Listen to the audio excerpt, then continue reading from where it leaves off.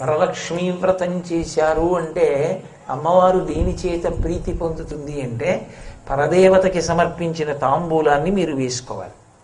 మీరంటే సువాసిని వేసుకుని నోరు ఎర్రగా ఉన్నది అంటే ఆమెకి కల్పం తెలుసు, శాస్త్రం తెలుసు అని గుర్తు.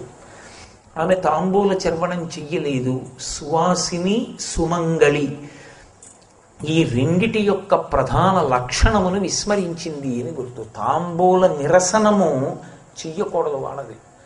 తాంబూలం తప్పకుండా వేసుకోవాలి. తాంబూలము అంత గొప్పదిగా చెప్పబడింది.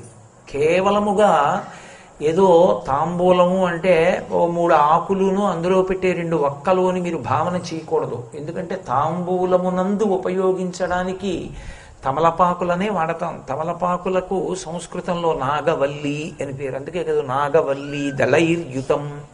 దళైర్యుతం అంటే మీరు ఎవరికైనా తాంబూలం ఇచ్చారనుకోండి 3 ఆకులు పెట్టాలి.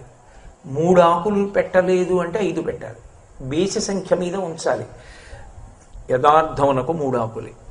పూజలో సంబంధించినవన్నీ 3 మీద ఉంటాయి నిజానికి. అందుకే సాధ్యం త్రివర్తి సంయుక్తం. దీపం పెడితే 3 ఒత్తులతో పెట్టాలి. 3 ఒత్తులు వెలగాలి, 3 జ్యోతులు వెలగాలి. తాంబూలం ఇస్తే 3 ఆకులతో తాంబూలం ఇవ్వాలి.